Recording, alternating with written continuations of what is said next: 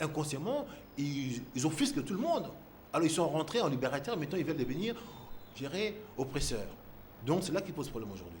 Donc le président, c'est un locataire qui rentre dans notre maison. Donc il a signé un bail, admettons de 369, son bail il arrive à la fin, le président doit partir, laisser la place, la continuité. Il doit rester après la présidence, il y a une vie. Il sera sénateur à vie, il doit vivre au Congo, ses enfants, ses femmes. Donc on veut ça, on ne veut pas que nos présidents, chaque mandat, après, à la fin, qu'ils partent en courant. On veut voir nos présidents, nos anciens présidents, dans la rue dire bonjour. Mais au Congo, on ne les voit pas. Ça c'est grave. Mhm. Alors l'Union européenne pense également que l'urgence d'un dialogue court et précis s'impose au Congo. Si réellement ces dialogues-là, c'était précis en disant que voilà, bon, monsieur, pour le président qui demande un dialogue, en disant que voilà, mes chers opposants, c'est vrai, mon mandat arrive à la fin au mois de décembre, mais je veux un dialogue pour que vous me laissez, admettons, glisser jusqu'à 60 jours. Oui.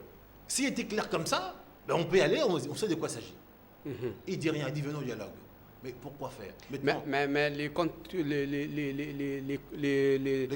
le contenu du dialogue ne peut pas être connu bien avant. Ben, On vient au dialogue et on saura les contenus. Mais après, si on est devant un fait accompli, on fait quoi? Autant aller au dialogue. Mais si on arrive devant un fait accompli, disons que voilà, messieurs, venez, on s'assoit, on partage les gâteaux. La population devient quoi aujourd'hui? Voilà ce qui se passe aujourd'hui. Ils veulent qu'on aille au dialogue pour partager le pouvoir et qu'eux, ils continuent au détriment de la population. C'est là où moi je déplore aujourd'hui. Je pense aujourd'hui, le peuple est souverain.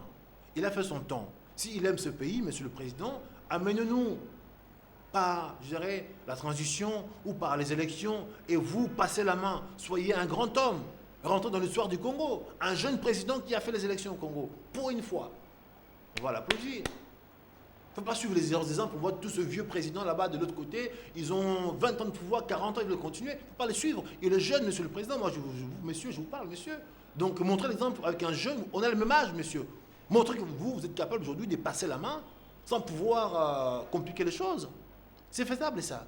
Il y a une vie après ce qu'il fait aujourd'hui. Il est encore jeune, peut-être dans 5 ans, pourra revenir s'il veut. Mais malheureusement, tout ça, on ne voit pas. Mhm.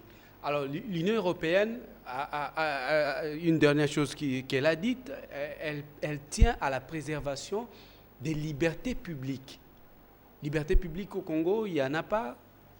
Aujourd'hui, vous savez, tout homme est né libre, hein, égaux. Ça, c'est vraiment le loi des démocraties, la liberté de l'expression. Mais malheureusement, dans nos pays aujourd'hui, notre liberté à nous, il est un peu limité. Aujourd'hui, si je parle trop du président, peut-être demain, je serai inquiet, peut-être vous, votre antenne, ici, on va le couper, puisque il ne faut pas parler. Donc, on est un peu oppressé. Dommage. Alors, dans un pays démocrate, là où il y a le mot démocratie, on doit laisser les gens réfléchir haut et fort, non pas réfléchir dans leur tête. Un enfant, il faut qu'on l'explique à un enfant, tu dois parler quand il faut dire non. C'est comme ça qu'on doit élever les enfants, éduquer les enfants. Mais dans nos pays aujourd'hui, on nous dit qu'il faut réfléchir dans votre tête. Il ne faut pas parler haut, sinon tu seras inquiet. On est sous pression, on va t'arrêter, Non, ça c'est des faux problèmes, monsieur. Ça c'est l'intimidation. Et puis inconsciemment, au rang des peuples bêtes, on abrutit les gens. Les gens doivent parler pour. Quand on parle, on essaie un peu d'exorcer quelque chose. Quand on ne parle pas, on ne fait rien. La parole a un pouvoir créateur. Et si on ne veut plus parler, ça veut dire qu'on ne peut plus créer. Donc Dieu a créé l'homme à son image. On doit parler pour exorcer, pour réaliser des choses.